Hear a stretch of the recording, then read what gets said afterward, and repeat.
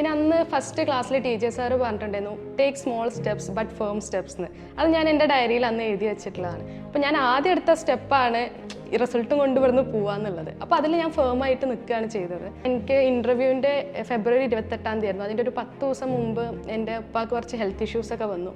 അങ്ങനെ ഹോസ്പിറ്റലൈസ്ഡ് ആയി. പക്ഷെ എന്നെ അവരത് അറിയിച്ചിട്ടില്ല. ഞാൻ ട്രിവാൻഡ്രത്തായിരുന്നു. ഞാനിത് അറിയാതെയാണ് ഇൻ്റർവ്യൂവിന് പോകുന്നതും. അങ്ങനെ ലാസ്റ്റ് 2 മാസം മുമ്പാണ് ഞാൻ പ്രിലിംസിന് സീരിയസ് ആയിട്ട് പഠിക്കുന്നത്. പക്ഷേ എനിക്കറിയാത്ത എക്സാമിന് മുമ്പ് തന്നെ ഞാൻ പരാജയപ്പെട്ടിട്ടുണ്ടായിരുന്നു. പക്ഷെ ഞാൻ ആദ്യം വിചാരിച്ചത് എൻ്റെ മാത്രം പ്രശ്നം എന്നുള്ളതായിരുന്നു. പക്ഷെ ഞാൻ മനസ്സിലാക്കുന്നത് ഇത് ആസ്പിറൻറ്റ് കമ്മ്യൂണിറ്റിയിലെ ഒരു കോമൺ ഇഷ്യൂ ആണ്. അത് ഞാൻ ആക്സെപ്റ്റ് ചെയ്തു. എന്നെക്കാളും ബുദ്ധിമുട്ട് വീട്ടുകാർക്കായിരിക്കും. നമ്മൾ 1-2 ആഴ്ച വീട്ടിൽ പോയി നിന്ന് ട്രിവാൻഡ്രത്തേക്ക് വരുന്നു. ഇവിടെ നമ്മൾ സേഫാണ്. പക്ഷേ ഈ ചോദ്യങ്ങളെ ഫേസ് ചെയ്യേണ്ടി വരെ വീട്ടുകാരാണ്. അത് അവരൊരുപാട് ബുദ്ധിമുട്ടിച്ചിട്ടുണ്ടായിരുന്നു. അത് ഇന്നവേ അവർക്ക് വിഷമം എന്ന് പറയുമ്പോൾ നമുക്കൊരു ബുദ്ധിമുട്ട് ഉണ്ടായിരുന്നു. ഹായ് ഓൾ, നമസ്കാരം. ഞാൻ മുഹമ്മദ് ഷിനാസ്, ഐലാൻഡ് ഡയറക്ടർ ഒരാളാണ്.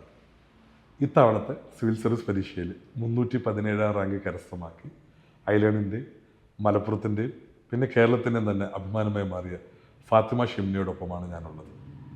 ഫാത്തിമയുടെ പഠന രീതികളും ഫാത്തിമയുടെ UPSC ജേർണിയും എന്താണെന്ന് നമുക്ക് ഫാത്തിമയുടെ തന്നെ ചോദിച്ച് മനസ്സിലാക്കാം.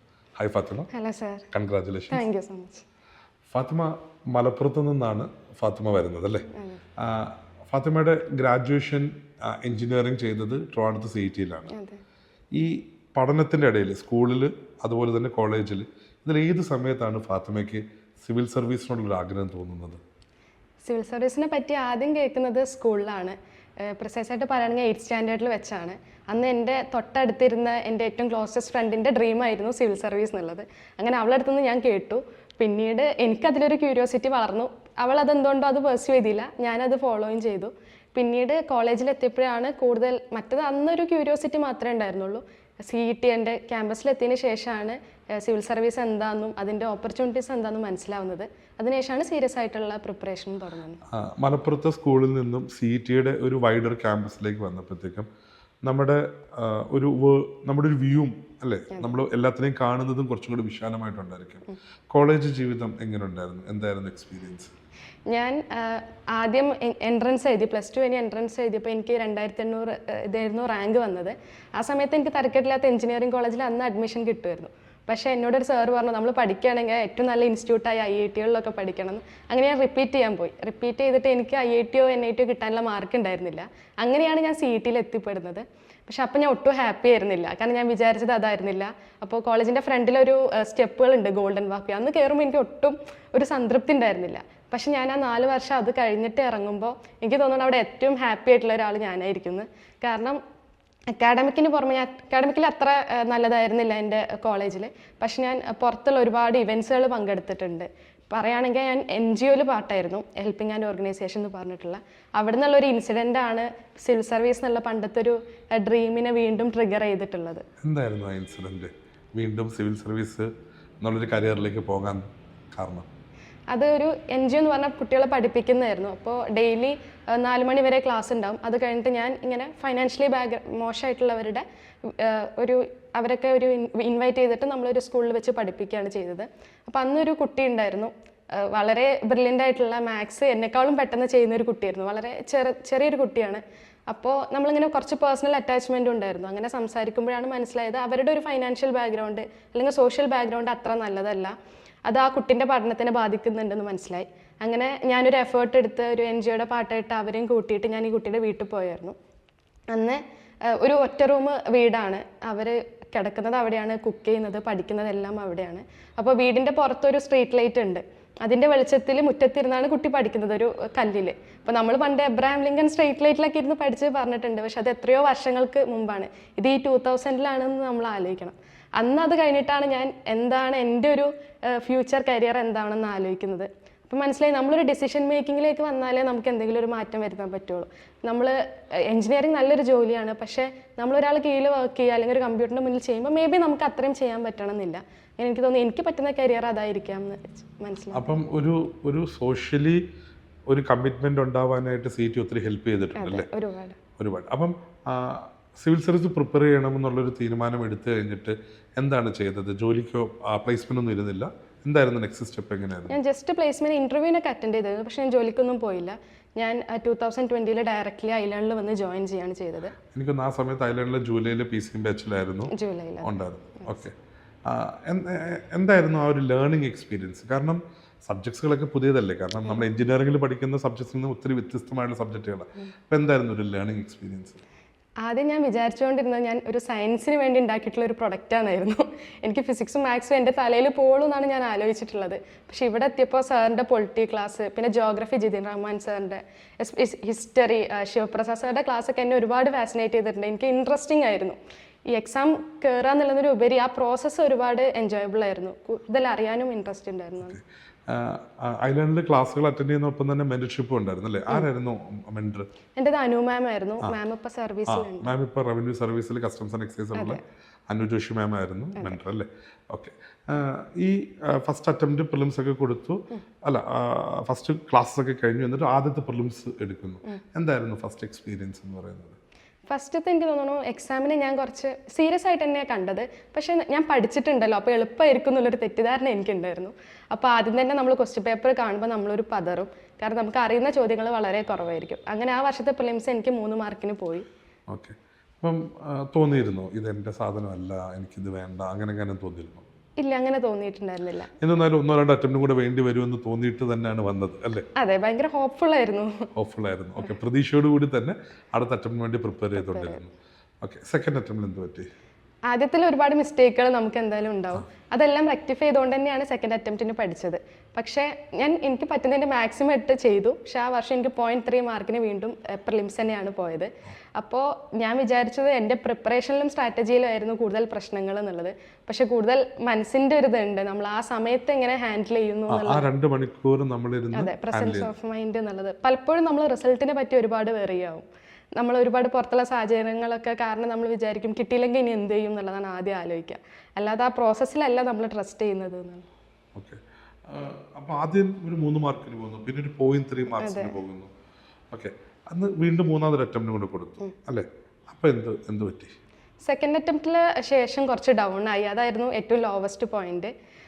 പിന്നീട് ഞാൻ ചെയ്തത് കുറച്ച് എൻ്റെ ഭാഗത്ത് നിന്ന് കുറേ മിസ്റ്റേക്കുകൾ വന്നു. ഞാൻ മാനസികമായിട്ട് കുറച്ച് ഒരു മടുപ്പും നിരാശയൊക്കെ എനിക്കുണ്ടായി.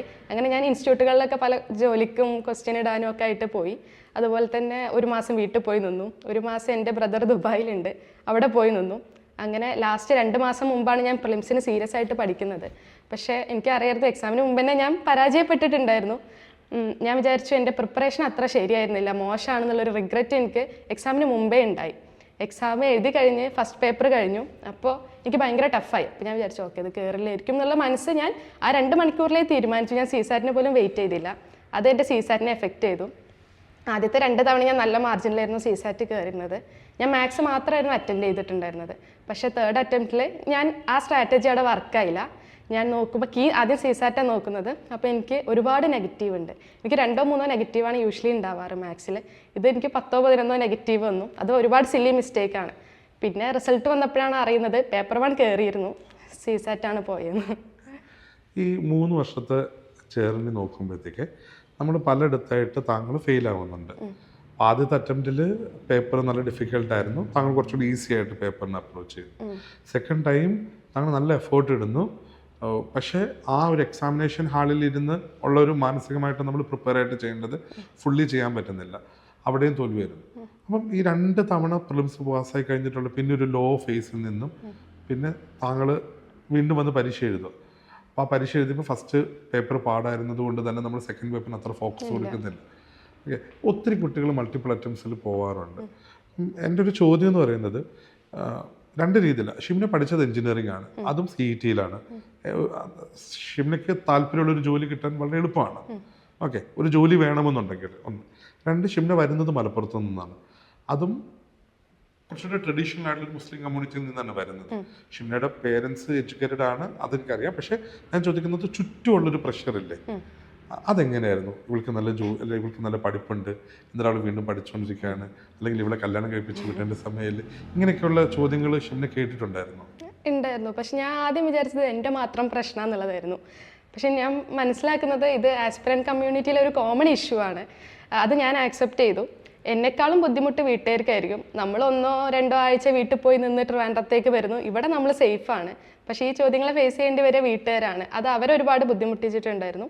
അത് ഇന്നവേ അവർക്ക് വിഷമം എന്ന് പറയുമ്പോൾ നമുക്കൊരു ബുദ്ധിമുട്ട് ഉണ്ടായിരുന്നു. പക്ഷെ എനിക്ക് തോന്നുന്നു അവരൊരു ഇൻസുലേഷൻ പോലെ ആക്ട് ചെയ്തു അല്ലേ, താങ്കളിലേക്ക് ആ പ്രഷർ എത്താത്ത രീതിയിൽ. എനിക്ക് 3 ബ്രദേഴ്സ് ഉണ്ട്. മേ ബി അവരായിരിക്കും ആ ഒരു ഗ്യാപ്പ് ഫില്ല് ചെയ്തെന്ന് എനിക്ക് തോന്നുന്നു. അപ്പോൾ അവരിങ്ങനെ കൺവിൻസ് ചെയ്യും, കുഴപ്പമില്ല അവർ പഠിക്കട്ടെ, ഈ എക്സാം ഇങ്ങനെയാണ് ബുദ്ധിമുട്ടാണ് എന്നുള്ളത് അവരാണ് മനസ്സിലാക്കി. നമുക്കൊരു ഫാമിലി ഒരു പ്രോപ്പർ സപ്പോർട്ട് തന്നു കഴിഞ്ഞാൽ പലർക്കും വളരെ ഉയരങ്ങളിലേക്കോ അല്ലെങ്കിൽ അവരുടെ ആഗ്രഹങ്ങളിലേക്ക് എത്താൻ സാധിക്കും എന്നുള്ളതാണ്. ചിലപ്പോൾ സമയം എടുക്കുമായിരിക്കും, പക്ഷേ വിൽ റീച്ച് ദാറ്റ് പോയിന്റ്. ഇനി 4th അറ്റംപ്റ്റിലേക്ക് വരുന്നു. ഓക്കെ, അപ്പം പ്രിലിംസിന് വേണ്ടി എങ്ങനെ പ്രിപ്പയർ ആയി? 3rd അറ്റംപ്റ്റ് ഫെയിൽ ചെയ്തപ്പോൾ അത് ആക്സെപ്റ്റ് ചെയ്തു. അതായിരുന്നു ആദ്യത്തെ പോസിറ്റീവ് കാര്യം. മനസ്സിലായി പ്രിപ്പറേഷനുള്ള സ്ട്രാറ്റജിനേക്കാളും കൂടുതൽ മൈൻഡ് സെറ്റിലാണ് എൻ്റെ ഒരു ലാക്യൂൺ അവിടെ കിടക്കുന്നതെന്ന്. അപ്പോൾ ഞാൻ ചെയ്തത് എൻ്റെ എക്കോസിസ്റ്റം, പുറത്തുള്ള എക്കോസിസ്റ്റം നന്നാക്കാമെന്ന് വിചാരിച്ചു. അങ്ങനെ ഞാൻ എൻ്റെ റൂം മാറി, ഞാൻ പുതിയൊരു ഇൻസ്റ്റിറ്റ്യൂട്ട്, എനിക്ക് ഒട്ടും പരിചയമില്ലാത്ത ആളുകൾ ഇല്ലാത്തൊരു സ്ഥലത്ത് പോയി ജോയിൻ ചെയ്തു. പിന്നീട് പുതിയ റീഡിംഗ് റൂം എടുത്തു. അങ്ങനെ മൊത്തത്തിൽ ഒരു പുതിയ അറ്റംപ്റ്റ് പോലെ അങ്ങനെ ആക്കിയെടുത്തു. പിന്നീട് ഞാൻ പ്രിലിംസ്, എനിക്കറിയാലോ CSAT പോയി എന്നുള്ളത്, അപ്പോഴേ ഞാൻ പ്രിപ്പയർ ചെയ്യാൻ തുടങ്ങി. റീഡിംഗ് റൂമിൽ പലരും വിചാരിച്ചു ഞാൻ ഇത്തവണ കയറുമെന്ന് വിചാരിച്ചാണ് കൊടുക്കുന്നതെന്ന്. പക്ഷേ ഞാൻ കയറില്ല എന്ന് വിചാരിച്ച അടുത്ത അറ്റംപ്റ്റിനായിരുന്നു വന്ന് പഠിച്ചുകൊണ്ടിരുന്നത്. അങ്ങനെ പ്രിലിംസിൻ്റെ സ്ട്രാറ്റജി പറയുകയാണെങ്കിൽ ഞാൻ ആദ്യം ബേസിക് കണ്ടന്റുകൾ തന്നെയാണ് നോക്കിയത്.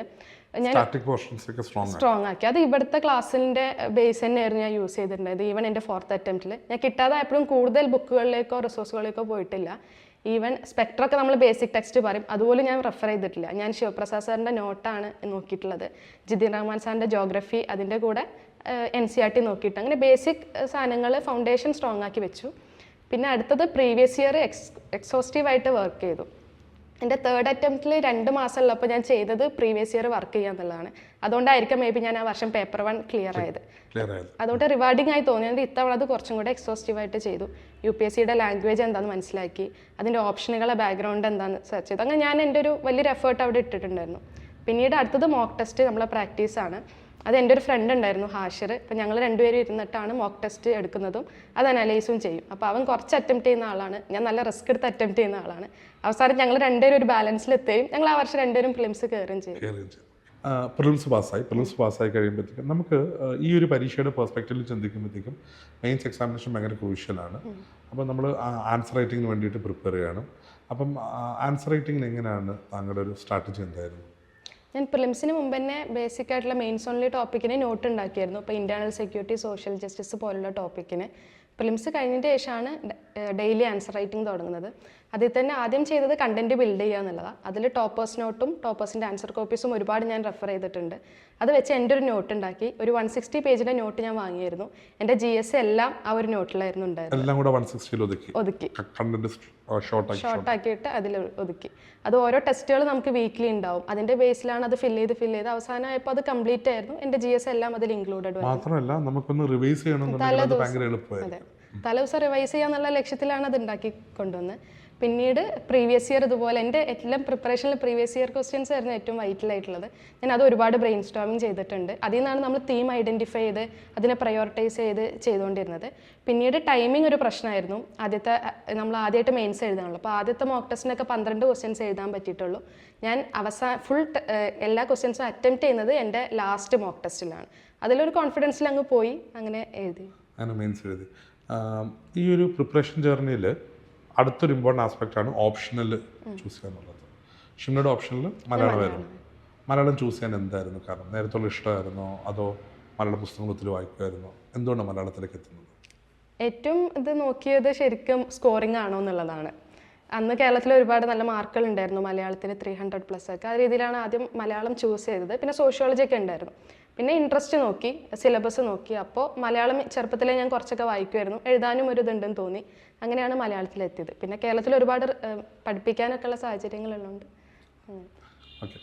മലയാളം ഓപ്ഷനിൽ അതിന് വേണ്ടി പ്രിപ്പയർ ചെയ്യുന്ന സമയത്ത് സാധാരണഗതിയിൽ ചെറുപ്പം മുതലേ ഈ കഥകളും കവിതകളൊക്കെ അങ്ങനെ വായിക്കുന്ന ഒരാളായിരുന്നു അതോ ഈ ഒരു സബ്ജക്റ്റിന് വേണ്ടിയിട്ടായിരുന്നു അതിലേക്ക് ഇൻട്രസ്റ്റിലേക്ക് എത്തുന്നത്? ചെറുതായിട്ടൊക്കെ വായിച്ചിട്ടുണ്ട്. ഞാൻ ഒട്ടും വായിക്കാത്ത ആളായിരുന്നില്ല. പക്ഷെ എനിക്ക് തോന്നുന്ന UPSCക്ക് അതിൻ്റെ ആവശ്യമില്ല. നമ്മളത് തെറ്റിദ്ധാരണയാണ്. ഇവിടെ വളരെ സാഹിത്യപരമായിട്ടൊന്നും എഴുതേണ്ട കാര്യമില്ല. ആ സിലബസിൽ ഉള്ളിൽ നിന്നുകൊണ്ട് നമ്മൾ ആ സബ്ജക്റ്റിനെ അപ്രോച്ച് ചെയ്യല്ലേ ചെയ്യേണ്ടത്. നമുക്ക് ആ ക്വസ്റ്റ്യൻ കാണുമ്പോൾ നമുക്കൊരു ക്ലാരിറ്റി ഉണ്ട് എന്ന് അവർക്ക് മനസ്സിലാവണം. അത് സിമ്പിൾ ലാംഗ്വേജിൽ നമ്മൾ എഴുതുകയാണെങ്കിൽ അത്രയും നല്ലതാണ്.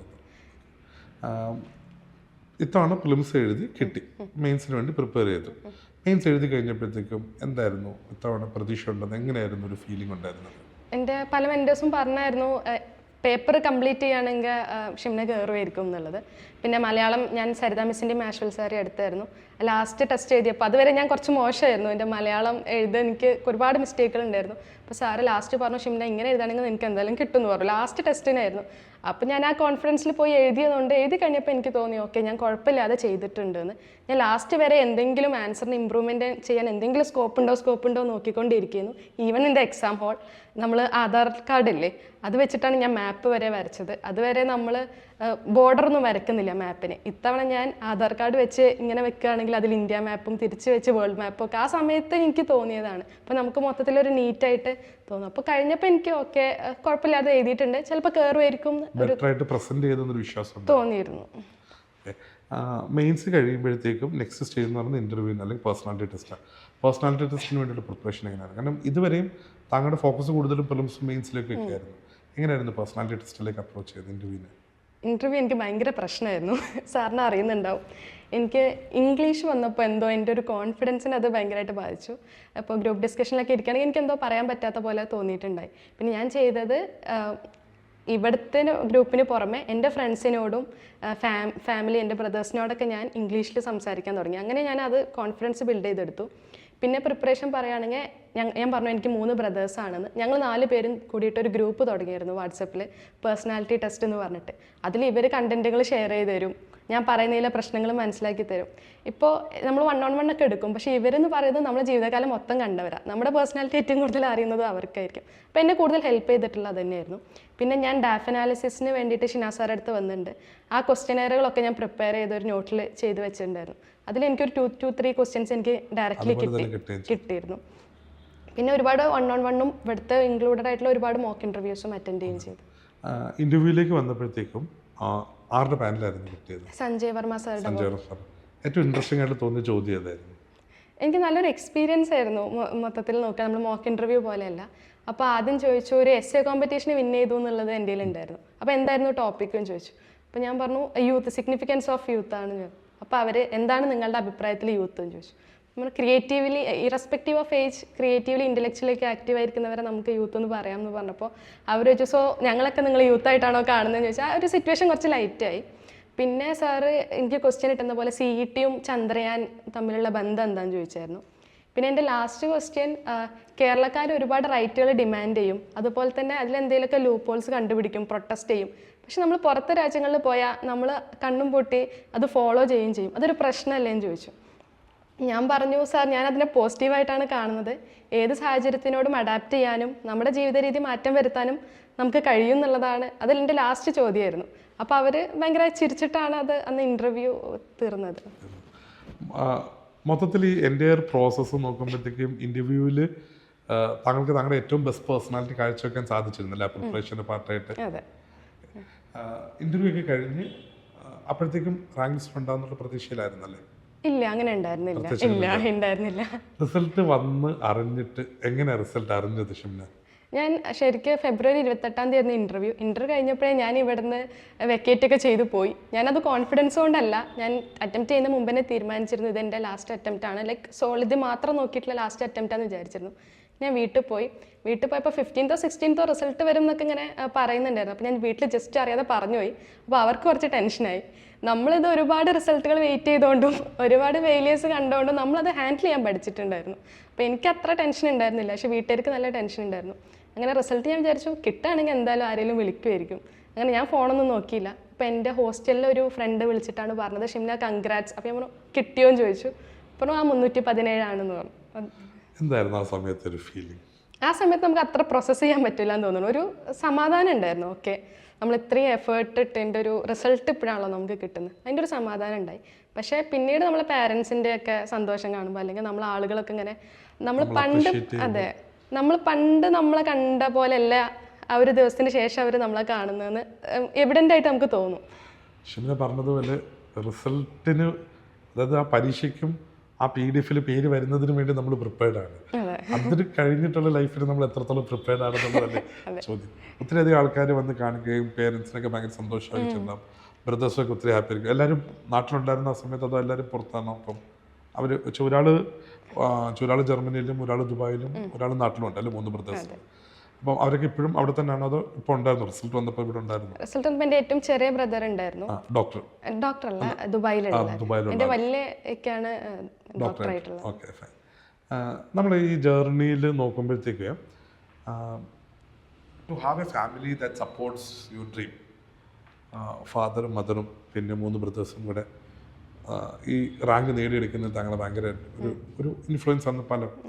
അത് ആ ഒരു എക്സ്പീരിയൻസ് ഒന്ന് പറയുമോ, അവരോടുള്ളൊരു, അല്ലെങ്കിൽ എങ്ങനെയാണ് അത് കാണുന്നത്? പാരൻസ് വെച്ചാൽ ആദ്യം നമ്മൾ എന്ത് ഡ്രീം ആണെങ്കിലും അതിനെ സപ്പോർട്ട് ചെയ്യുന്നവരാണ്. ആദ്യം മെഡിസിനിൽ നിന്ന് അവർക്ക് ചെറിയൊരു ആഗ്രഹം ഉണ്ടായിരുന്നു എന്നെ പറഞ്ഞയക്കാൻ. പക്ഷേ എനിക്ക് എഞ്ചിനീയറിംഗ് ഇഷ്ടം എന്ന് പറഞ്ഞുകൊണ്ട് അതിനെ സപ്പോർട്ട് ചെയ്തു. അങ്ങനെ ഈ സിവിൽ സർവീസിന് പോകണമെന്ന് പറഞ്ഞപ്പോൾ അതിനെയും ബാക്ക് ചെയ്തവരാണ്. പക്ഷെ നമ്മൾ 1-2 അറ്റംപ്റ്റ് കഴിയുമ്പോൾ കിട്ടാതാകുമ്പോൾ അവർക്കും അതിൻ്റെ ഒരു ടെൻഷൻ ഉണ്ടായിരുന്നു, നമ്മൾ ബുദ്ധിമുട്ടുന്നത് കാണുമ്പോൾ. പക്ഷെ നമ്മളിവിടെ വെറുതെ ഇരിക്കില്ല, നമ്മൾ അതിന് അത്രയും ഹാർഡ് വർക്ക് ചെയ്യുന്നുണ്ടെന്ന് അവർ കാണുന്നുണ്ട്. അപ്പോൾ നമ്മളെ നിരാശപ്പെടുത്താൻ പാടില്ല ഉള്ളത് കൊണ്ട് തന്നെ അവർ സപ്പോർട്ട് ചെയ്തു. പിന്നെ ബ്രദേഴ്സ് ആണെങ്കിലും ഇതുപോലെ അവർ പാരൻസിൻ്റെയും നാട്ടുകാരുടെ ഇടയിലൊക്കെ ഉള്ളൊരു ഷീൽഡായിരുന്നു, എൻ്റെയും പാരൻസിൻ്റെ ഇടയ്ക്ക്. പിന്നെ എനിക്ക് ഇൻ്റർവ്യൂവിൻ്റെ ഫെബ്രുവരി 28-ാം തീയതി ആയിരുന്നു. അതിൻ്റെ ഒരു 10 ദിവസം മുമ്പ് എൻ്റെ ഉപ്പാക്ക് കുറച്ച് ഹെൽത്ത് ഇഷ്യൂസൊക്കെ വന്നു. അങ്ങനെ ഹോസ്പിറ്റലൈസ്ഡ് ആയി. പക്ഷെ എന്നെ അവരത് അറിയിച്ചിട്ടില്ല. ഞാൻ ട്രിവാൻഡ്രത്തായിരുന്നു. ഞാനിത് അറിയാതെയാണ് ഇൻ്റർവ്യൂവിന് പോകുന്നതും. എൻ്റെ എൽഡർ ബ്രദറായിരുന്നു എന്നെ കൂടുതൽ ഹെൽപ്പ് ചെയ്തിട്ടുള്ളത്. അപ്പോൾ എൻ്റെ കാക്കയാണ് എന്നെ മോക്ക് ഇൻ്റർവ്യൂവിനൊക്കെ കൊണ്ടുവന്നത്. അപ്പോൾ ഇപ്പോൾ ആ സമയത്ത് ഹെൽത്തി അല്ല, ആ ഒരു ഗ്യാപ്പൊന്നും എനിക്ക് ഫീൽ ചെയ്തിട്ടേ ഇല്ല. അവരത് ഫില്ല് ചെയ്തിട്ടുണ്ട്. അത് കഴിഞ്ഞ് റിസൾട്ട് നമുക്കും അവർക്ക് തിരിച്ചു കൊടുക്കാൻ പറ്റിയെന്നുള്ളതിലാണ് ഏറ്റവും സന്തോഷം തോന്നുന്നത്. ഈ ജേർണിയിൽ തിരിഞ്ഞു നിന്ന് നോക്കുമ്പോഴത്തേക്കും ഈ 3 തവണ ഫെയിലിയർ നേടിയിട്ടും what made you to go ahead? അതായത് ഇപ്പം അല്ലെ അതിൻ്റേതായിട്ടുള്ളൊരു മാനസികമായിട്ടുള്ളൊരു പ്രിപ്പറേഷൻ വേണ്ടേ? എന്തുകൊണ്ടാണ് പിന്നെയും പോകാനായിട്ടുള്ള എനർജി എവിടെ നിന്ന് കിട്ടിയത്? ബേസിക്കലി ഒരു ഹോപ്പ് ഉണ്ടായിരുന്നു. പിന്നെ ഞാൻ കുറച്ച് PSC എഴുതി നോക്കിയായിരുന്നു. അപ്പോൾ എഴുതിയപ്പോൾ എനിക്ക് തോന്നി അത് എനിക്ക് പറ്റുന്ന ഒരു എക്സാം അല്ല. UPSC ചിലപ്പോൾ എനിക്ക് കിട്ടാമെന്ന് തോന്നി. അത് ചിലപ്പോൾ ഒരു വിയേർഡായിട്ട് തോന്നുമായിരിക്കും, പക്ഷെ നമ്മൾ മേ ബി ഇത്രയും എഫേർട്ട് ഇട്ടുകൊണ്ട് നമുക്ക് മനസ്സിൽ തോന്നുമായിരിക്കും. പിന്നെ അന്ന് ഫസ്റ്റ് ക്ലാസ്സിൽ ടീച്ചർ സാറ് പറഞ്ഞിട്ടുണ്ടായിരുന്നു, take small steps but firm steps എന്ന്. അത് ഞാൻ എൻ്റെ ഡയറിയിൽ അന്ന് എഴുതി വെച്ചിട്ടുള്ളതാണ്. അപ്പോൾ ഞാൻ ആദ്യം എടുത്ത സ്റ്റെപ്പാണ് ഈ റിസൾട്ടും കൊണ്ടുവരുന്ന് പോവാന്നുള്ളത്. അപ്പോൾ അതിൽ ഞാൻ ഫേമായിട്ട് നിൽക്കുകയാണ് ചെയ്തത്. പിന്നെ എനിക്ക് തോന്നി പ്രിലിംസ് കയറുകയാണെങ്കിൽ ചിലപ്പോൾ ഞാൻ ലിസ്റ്റിൽ വരാം എന്നുള്ളൊരു പ്രതീക്ഷ ഉണ്ടായിരുന്നു. പിന്നെ ഭാഗ്യത്തിൻ്റെയും പിന്നെ എൻ്റെ ഒരു മൈൻഡ് സെറ്റിൻ്റെ ഒക്കെ പ്രശ്നം കൊണ്ടായിരുന്നു കിട്ടാതിരുന്നത്. അപ്പോൾ ഇത്തവണ ഞാനത് റെക്ടിഫൈ ചെയ്തുകൊണ്ടാണ് ചെയ്തത്. അപ്പോൾ ചിലപ്പോൾ കിട്ടാമെന്ന് തോന്നി. ഇപ്പം നമ്മുടെ ആസ്പിരൻറ്റ് കമ്മ്യൂണിറ്റി എടുത്തു കഴിഞ്ഞാൽ പ്രിലിംസ് ചെറിയ ഇഷ്യൂസ് കൊണ്ട് ഫെയിലിയർ ആവുന്ന കുറച്ച് പേരുണ്ട്, സെക്കൻഡ് പേപ്പർ പോകുന്നവരുണ്ട്. അപ്പം അവരോട് എന്താ പറയാനുള്ളത്? ആദ്യം നമ്മുടെ ഒരു അനാലിസിസ് വേണം. ലൈക്ക് ഭയങ്കര ലോ മാർക്കിലാണ് നമ്മൾ പോകുന്നുണ്ടെങ്കിൽ മേ ബി നമ്മുടെ പ്രിപ്പറേഷൻ്റെയോ സ്ട്രാറ്റജിയുടെയോ പ്രശ്നമായിരിക്കാം. പക്ഷേ ചിലവരുണ്ടാവും എന്നെപ്പോലെ ഒരു കുറച്ച് മാർജിനിൽ പോകുന്നവർ. നമ്മളും പലപ്പോഴും ആലോചിക്കുക നമ്മുടെ പ്രിപ്പറേഷനിലാണ്, അല്ലെങ്കിൽ നമ്മുടെ കറണ്ട് അഫയേഴ്സ് മോശമായതുകൊണ്ടാണ്, നമ്മൾ ഇന്ന ബുക്ക് വായിക്കാത്തതുകൊണ്ടാണെന്നായിരിക്കും നമ്മൾ വിചാരിക്കുന്നുണ്ടാവുക. പക്ഷെ നമ്മളെ ഉള്ളിലായിരിക്കും ചിലപ്പോൾ പ്രശ്നം ഉണ്ടായിട്ടുണ്ടാവുക. അപ്പോൾ അത് മാറ്റാൻ നോക്കുക. ലൈക്ക് നമ്മൾ പഠിച്ചതിൽ നമ്മൾ വിശ്വസിക്കുക. എത്ര പഠിച്ചാലും നമുക്ക് ചിലപ്പോൾ പഠിച്ചില്ല എന്നായിരിക്കും തോന്നുക. നമ്മൾ പഠിച്ചതിൽ കോൺഫിഡൻ്റ് ആണെങ്കിൽ നമുക്ക് പ്രിലിംസിന് റിസ്കുകൾ എടുക്കാൻ പറ്റുള്ളൂ. പിന്നെ ഇതിൽ സബ്ജക്റ്റിവിറ്റി ഉണ്ട്, അതിനെ ആക്സെപ്റ്റ് ചെയ്യാം. അടുത്തതായിട്ട് ഷിംന ഒത്തിരി അധികം പേർക്ക് ഇൻസ്പിറേഷൻ. അതായത് ഒരു പെൺകുട്ടി എന്നുള്ള രീതിയിൽ, രണ്ടാമതായിട്ട് മലപ്പുറത്തുനിന്ന് വരുന്ന എല്ലാ കുട്ടികൾക്കും വേണ്ടിയിട്ട്, കേരളത്തിൽ നിന്നുള്ള എല്ലാ കുട്ടികൾക്കും വേണ്ടിയിട്ട്. അപ്പം ഈ പരീക്ഷയോട് ആഗ്രഹമുള്ളവരടുത്ത് ഷിംനയ്ക്ക് എന്താ പറയാനുള്ളത്? നമുക്ക് ആദ്യം എന്തുകൊണ്ടാന്നുള്ളൊരു ക്ലാരിറ്റി വേണം. സിവിൽ സർവീസ് വേണ്ടത് ഇത് ഏത് കരിയർ എടുക്കുന്ന പോലെ തന്നെ എന്തിനാന്ന് വേണം. സിവിൽ സർവീസ് പറഞ്ഞാൽ 1-2 അറ്റംപ്റ്റിൽ നമുക്ക് കിട്ടണം എന്നില്ല. അപ്പോൾ കൂടുതൽ നമുക്കിതിൽ നിൽക്കണം എന്നുണ്ടെങ്കിൽ ആ ഒരു ക്ലാരിറ്റി ഉണ്ടെങ്കിലേ നമുക്കത് പറ്റുള്ളൂ. രണ്ടാമത്തെ നമ്മളോടൊരു കൂറ് കാണിക്കണം എന്നുള്ളതാണ്. പലപ്പോഴും നമ്മൾ ഫസ്റ്റ് അറ്റംപ്റ്റ് ഒക്കെ 6 അറ്റംപ്റ്റ് ഉണ്ടല്ലോ എന്ന് പറഞ്ഞ് ലൈറ്റായിട്ട് എടുക്കുന്ന ഒരുപാട് പേരെ ഞാൻ കണ്ടിട്ടുണ്ട്. അത് അറ്റംപ്റ്റിൻ്റെ വില നമുക്ക് പിന്നീടാണ് മനസ്സിലാവുക. അപ്പോൾ ആദ്യം തന്നെ അത് സീരിയസ് ആയിട്ട് എടുക്കുക. ആ ഒരു ഡിഗ്നിറ്റി ഉണ്ട് ഈ പ്രൊഫഷന്. അത് നമ്മുടെ പ്രിപ്പറേഷൻ സ്റ്റേജിലേ നമ്മൾ കാണിക്കണം, ജോലി കയറിയിട്ടല്ല എന്ന് തോന്നുന്നു. ഞാൻ ഷിംനയോട് സംസാരിച്ചപ്പോഴേ ഷിംനയുടെ ഒരു എൻജിനീയർ ഇതിൽ വർക്ക് ചെയ്തിട്ടുണ്ട്. കാരണം പ്രീവിയസ് ഇയർ ക്വസ്റ്റ്യൻ പേപ്പേഴ്സ് പ്രിലിംസിന് വേണ്ടി നല്ല രീതിയിൽ അനലൈസ് ചെയ്ത് ആ ഓരോ ഓപ്ഷൻസ് എങ്ങനെയാണ് വരുന്നതെന്ന് വരെ മനസ്സിലാക്കുന്നുണ്ട്. പിന്നെ രണ്ടാമതായിട്ട് മെയിൻസിൽ വരുമ്പോഴത്തേക്കും അതുപോലെ തന്നെ പ്രീവിയസ് ഇയർ ക്വസ്റ്റ്യൻസ് നോക്കുന്നു, ടോപ്പേഴ്സ് ആൻസർ ഷീറ്റ് നോക്കുന്നു.